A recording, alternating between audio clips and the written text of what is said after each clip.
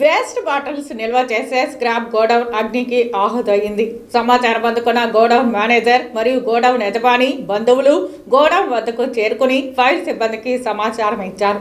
Srikalahasti bypass రోడ్డులోని skit కళాశాల ప్రాంతంలో అగ్ని ప్రమాదం జరిగిన స్థలానికి అగ్నిమాపక సిబ్బంది హుటాహుటిన చేరుకుని మంటలను అదుపు చేయడానికి ప్రయత్నించారు. మంటలు అదుపులోకి రాకపోవడంతో నాయుడుపేట నుంచి మరో అగ్నిమాపక వాహనం చేరుకుని మంటలను అదుపు చేశారు. పూర్తిగా ప్లాస్టిక్ బాటిల్స్ ఉండడంతో మంటలు అదుపు చేయడానికి అగ్నిమాపక సిబ్బంది కొన్ని గంటల సేపు శ్రమించాల్సి వచ్చింది.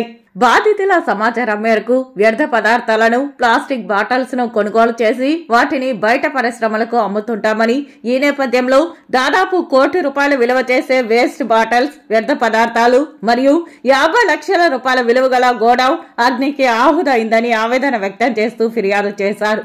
అయితే 3 రోజుల ముందు తిరుపతి నగరానికి ఆనుకుని ఉన్న ఆటో నగర్ వద్ద ప్లాస్టిక్ బాటిల్ గోడౌన్లో అగ్ని ప్రమాదం చోటు చేసుకుంది. అలాగే ఇప్పుడు శ్రీకాళహస్తి బైపాస్ రోడ్డులో కూడా ప్లాస్టిక్ బాటిల్ గోడౌన్ అగ్ని ప్రమాదం జరగడంతో పలు అనుమానాలు వ్యక్తమవుతున్నాయి. దీనిపై పోలీసులు పూర్తి విచారణ జరిపి అగ్ని ప్రమాదానికి కారకులైన వారిని పట్టుకోవాలని పలువురు కోరుతున్నారు.